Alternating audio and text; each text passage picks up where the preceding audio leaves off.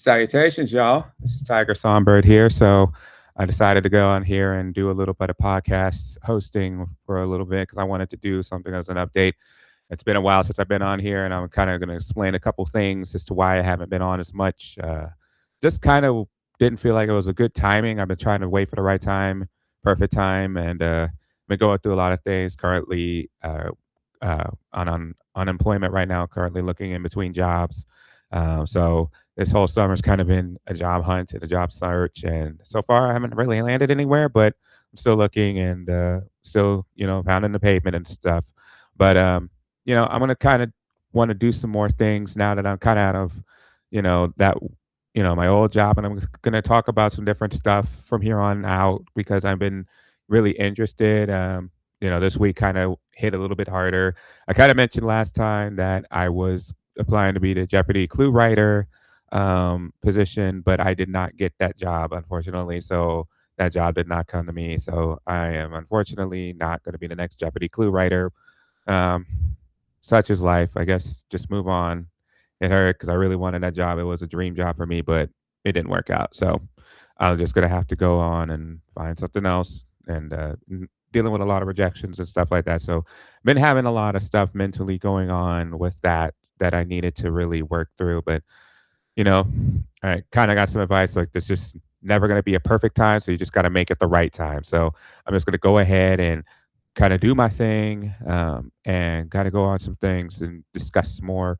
And I'm just going to continue on hosting and doing everything with that. So I thought I'd actually do a video today where I'm actually going to talk about some things related to asexuality. I've actually never really done so on this channel where I've discussed things in terms of like camera and face.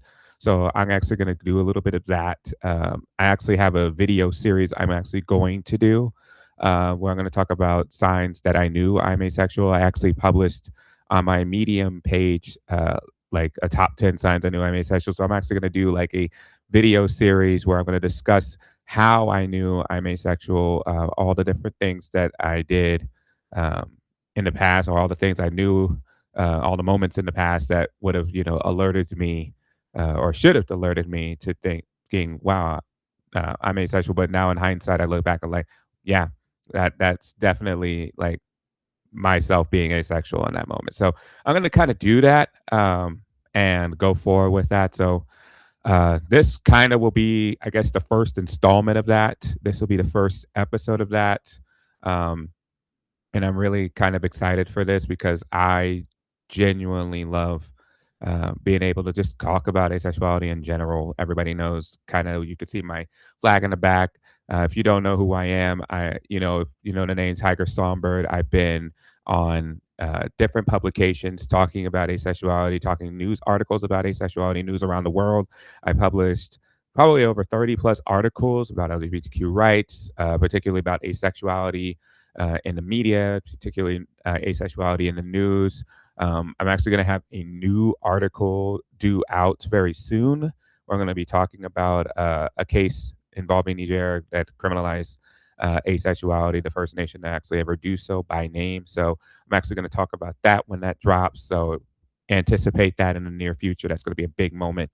But I'm going to kind of go into in this episode. I wanted to talk about like signs I knew I was asexual. This will be episode one of that, and I'm not going to do too much more dancing around it. So let's go ahead and do a little bit of that and discuss just my life as an asexual person. So I'm going to go ahead and kind of call this episode one about signs I knew I'm asexual. So this is kind of episode one ish, you want to call it. So I've talked about this in article, but I'm going to talk about it now. So I'm going to kind of share my asexuality story in a way that no one's ever really heard, but I might have already written about. So I'm kind of going to share that. So if you don't know, I um, identified first and came out as asexual when I was 26.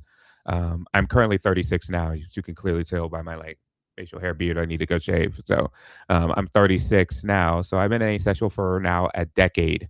Been out at least. And before I came out as asexual, I really went through like a weird journey in my life, I was honestly searching for a lot of things, but I never really fit anywhere. Like, my straight friends were like really straight, like they wanted to, like, they were interested in sex with like girls and stuff like that. A lot of guys and girls, vice versa. So I knew a lot of stuff like that. Like I grew up in a very evangelical purity culture town um, that middle of the Bible Belt, pretty much. So my hometown where I live at, very, very much purity culture based. So I grew up in that world um, pretty much my entire life. Um, so I grew up going to church, and family deeply involved in the church. Family still very deeply involved in the church. I'd never really known a life outside of that until like I got older and stuff like that, and um, that kind of way went with me, and still being, you know, considering myself Christian and everything, but I'm just like not, you know, the I guess hardcore evangelical I was in like my teens, 20s. Um, so that's kind of the deal of it. My main thing when I grew up was like, um, you were taught like don't have sex, but like everyone was. So like everybody in school that I knew was having sex by the time that they were in high school. Um, Purity culture definitely didn't do its intended goal, and that one didn't meet its intended goal. Everyone was pretty much active that was in my personal group, and like I was the only one who remained a virgin, didn't hadn't had sex, and I still am, a virgin who's never, even been on a date. So that goes without saying in and of itself. So um, I never really felt intentionally like I wanted to do those things. Like I just never felt interested. When I was in school, all I really cared about was like learning and, going to class. And I wanted to get good grades and graduate, go to college. Those were my missions. So I really never cared uh, for it. It was nothing that was, um, I would consider an interest of mine. um, I felt a lot of pressure being a kid, especially in school. Peer pressure was like the deal. Like, oh, you gotta, get on that. You gotta do that. You gotta get some. Get laid. And a lot of times guys are trying to like pressure each other into like getting, having sex and stuff like that. And I never really bowed to it. Never really cared for it. Like, I don't know. Peer pressure just didn't hit the same way. I guess with me, never really has. Like people like, I never drank, I've never smoked, I don't even drink coffee, so, people, do a lot of things, but it's like, I'm never interested in them, so it's like, if I just don't have an interest in doing it, I just won't do it.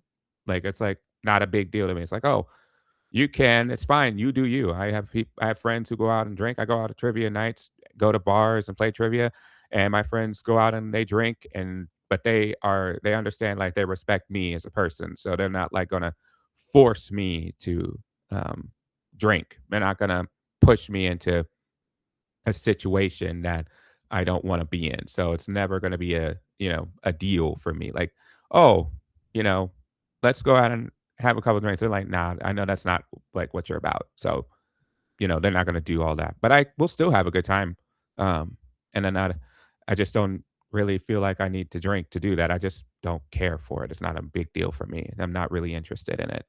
Um, so um, that never really hit, but then, like, I did start feeling around when I was in my 20s to say to be like, "You are a little bit weirder," because like, now people are getting married.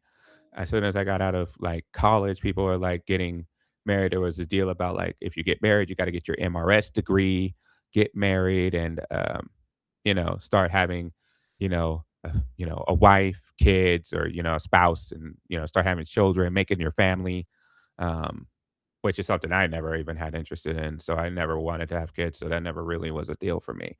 But, um, that was part of the, you know, mission I guess people were interested in, like, go to college, get married, start having children, have your family, stuff like that, but that just never was my intended mission. I never really cared for it. my life has always been, I guess, divergent in that way, in a lot of different ways. So but I did notice that I started getting about 23, maybe 24, that I started feeling like really different. I would say probably one of the big catalyst moments that kind of made me start questioning things um, in my life was like when um, I would have said, particularly when I like sort of when I watched the 40-Year-Old Virgin as an adult. I hate to say that, but like that was one of the big moments. Like I didn't watch 40-Year-Old Virgin as a kid, but I watched 40-Year-Old Virgin as an adult.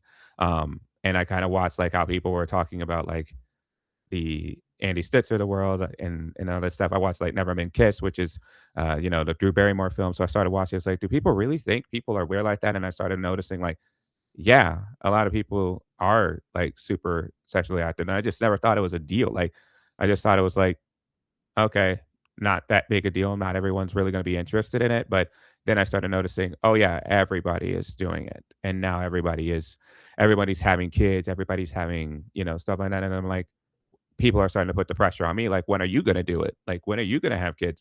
When are you gonna get married? Why aren't you married? Why aren't you having any kids? Why don't you have a" in a heteronormative world, "Why don't you have a girlfriend?" Like, anything like that, and it's like, I just never was interested, and I started feeling pressure, and I started questioning some things, and I started feeling like I needed to, like, really do something about it, and people were like, "Well, I mean, don't you feel like it's time?" And it felt like you were just, like, I guess, behind the clock, the there's a word for that in chrononormativity, like gotta be, not falling behind societally in terms of the script. So I did feel that way, and that way, I'm like, maybe I am feeling behind, and I felt a little pressure to do that, but um, I don't know, it just never really materialized. But I did question a lot of that, and then eventually actually had a moment, and this was a really big moment in my life. I'm gonna set my microphone kind of hopefully a little bit further down so I can get to this. So like there was a little bit of a moment where I actually did actually have a talk with my pastor. I was really deeply into my faith when I was in my like early 20s. And then one of the moments that kind of catalyzed just deconstruction in general was I had a conversation with a pastor of mine, and we talked about it. And I was like, I'm feeling like a lot of pressure because everyone's talking about like marriage and kids. I was in a church where basically it was marriage central. It was like marriage capital. Like everyone's job was like have a family, have kids, be married, and stuff like that. And if you're single, then people were looking at you like you were weird, unless maybe you were divorced, and maybe it was like I guess it was not so bad, but it's like if you'd never been married and you're not in a relationship or you're not looking to get married, and it was like you were seen as weird. Like in purity culture, like if you're single past 22, then you're seen as like spoiled milk at that rate. So people were looking at me weird, like, why aren't you married or having kids? I'm like, I just never wanted to. I talked with a pastor about it, and he said, like, I don't think, there was this deal in Bible circles and Christian circles, and if you're a Christian and you're hearing this, you probably will know what I'm talking about. But there's this thing they call the gift of celibacy, um, and I described myself actually when I was 21. I actually came out and I said, "I'm going to be celibate. I'm celibate. I'm celibate," and it was just like, I'm celibate. I don't have sex. I don't want to have, and I'm just not interested in that. And I, said that all through and through.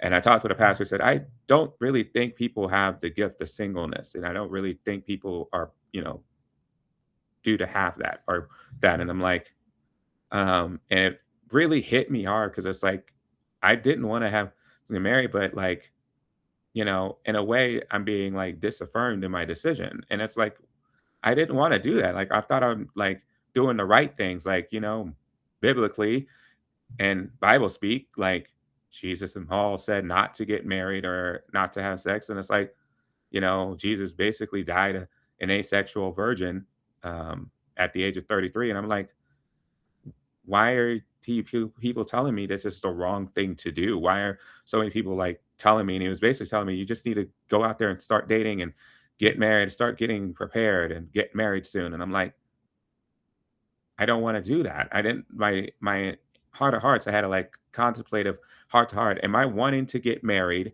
My first instinct, the thought was this was probably the big moment was like, do I want to get married because I want to be married? I really want to be with somebody, or do I want to get married because I'm feeling pressure like I have to be with somebody.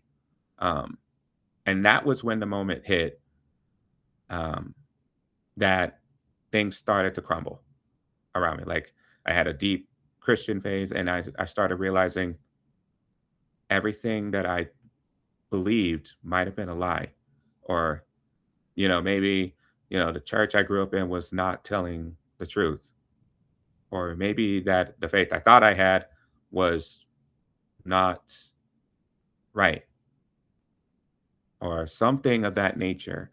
Where I was like, something is wrong here. And then I was going to church, and I just didn't feel like I was a member of that church. Like the church didn't make me feel belong. I was volunteering, like, and when I say this, I know Christians were like, "Well, you just never really were a Christian." Like, let me take this way to say it this way. I volunteered every single week at church. I literally worked my first job, I was working double shifts on Saturday. So I work from like 3 in the afternoon to 7 a.m. And then I would go straight from my work and I would go straight to church to prepare the church for Sunday service. I would be there hours early. I'd be doing things like phoning the programs and helping prepare the coffee and door greeting, all of these things. And all of a sudden, I was like, I'm not really feeling like I'm a member. I'm feeling like I'm unpaid labor at this point. Like I'm just doing the church favors without any fee. And they were just not like really invested in my life as a single person. They were more invested in me so that they could pair me off with somebody to basically rush me to the altar because I guess they didn't really feel like they could do anything otherwise. I didn't ever think that like single people could live you know, a holy life being single. I don't know what was the reason, but they just felt like they didn't really have a vested interest in like, you're cool being single. You're awesome. And you know what? At that moment, I kind of cracked. And one day, after certain days, I started going less, I started leaving earlier, and then all of a sudden I just stopped going. And I really just left church at that point. Um, and I really don't know how to feel about that. Like, it hurt really big time in the beginning. My faith, I would have loved to have found a place, but I've never really found a place that, where I'm at that would love a single person, and especially a single now asexual person, because it was actually at that moment, it was kind of funny. The church would say, you leave the church, you end up lost, you end up, descending into mass sin, you end up descending into uh, depravity. But like, I left church, I actually felt way less like inclined to do a lot of those things. Like, I'm not really interested in that's, and I actually figured out like why, because I was like searching for my true self. And then after a year of being out of church, I came across an old um, post I actually made online. I made a post online years ago. The website is officially down. I can't find it anymore. But I made a post some years ago. And I remember under that post, when I looked into the comments, I actually never really read the comments, but I read a comment underneath it that said, you may just be asexual. And it was at that moment that everything kind of hit. I was like, whoa, I never really knew what that word was. I actually looked at the word asexual. So what's that? And I looked it up and I read the definition of asexuality at that moment. I'm like, wow, that sounds a little like me. And then I watched some videos on like YouTube and everything about like what asexuality was. Like I watched Swank Ivy, shout out to Swank Ivy on YouTube. I have her book as well about asexuality. And I was like, um, that sounds a lot like me. That's describing me. Like, I would have loved to have had a relationship where no sex happens. I would love to be in a relationship where I don't have to, put out or, you know, you know, throw, do the do, do the deed with somebody. I would love to be in like have relationships like that. Those are my style of relationships. Those are my ideal relationships. And all of a sudden, I started realizing that I was never really the way I thought I was before. And I always thought of myself as like, I knew I wasn't gay because I wasn't attracted to men, but I wasn't super straight like my friends or like people were around me. Like, I'm not really good at it. I would always say like I'm straight, but I'm not that good at it. Um, so it was really interesting to read that about myself, to hear that and be like, I am asexual. I am truly who I am, and that I'm not wrong. I'm just unique. It was probably the biggest moment of my life. It almost felt like I could breathe for the very first time. Like I almost felt like I found myself in that moment. I would say I found myself in that moment. I felt real. I felt like I was home. And it was the greatest one of the greatest moments of my entire, like, life, honestly, finding that out, like, I was 26. I remember the day pretty much explicitly. I can remember it fully in my head, and it was like I had a really big breakdown because I just was so struggling to try to fit in with the culture, and I felt so pressured to be what everyone else said and do what everybody else told me to do. Like, you're supposed to have sex with a slew of people. You're supposed to go out and be wild and do all these things, no matter if you wanted to or not. And when I found out I'm sexual, I really found out I'm truly okay, that it's okay, that I'm good, that I'm not broken. I'm just made unique. I'm a heteroclite. I'm just born and built different, and that's cool. I didn't know if whoever needs to hear that, maybe this helps somebody down the road. Um, but I just had to get it off my chest. Um, it has been 10 years since I come out as asexual, and I wouldn't change it for a thing. I know a lot of people are like, I have some people in my real life who are disappointed in me because I haven't been to church in 10 years. Um, and they're like, you need to return to your faith. But like, I know who I am now more than I will ever know. And I know me better than they'll know me. I truly know and I feel harmony with my own self more than I ever have.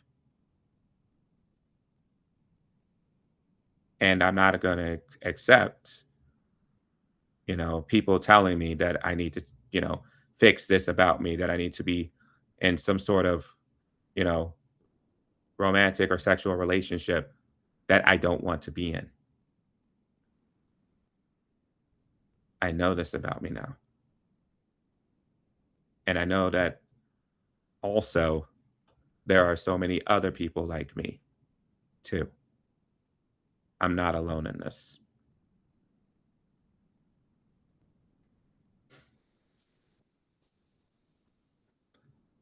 Anyway, that was kind of my asexual journey. Um, and 10 years strong. I'm really happy for it. Um, I will probably post the link to my official article about the um, that I wrote for on my Medium account. I titled it "My Asexual Joy Story." Um, I'll link to that in the description of this video, this podcast episode. Um, But yeah, I'm going to be doing this a lot often. And I'm really glad to be back. I've had a lot of, you know, sadness and some moments, but I'm not going to try to let that stop me this time. I got a lot to say and I got a lot I want to do before time expires on my life because I would love to share so much more of my life, my journey with asexuality, just in general things. I'm going to do some of my trivia stuff as well. I'm going to do so much in the future that I'm going to be, staying on regular. So um, I'm looking forward to that. Um, if you like this, bring me a comment below, send me a comment because I want to hear from you. And until next time, this is Tiger Songbird signing off, telling you stay fierce and stay fly.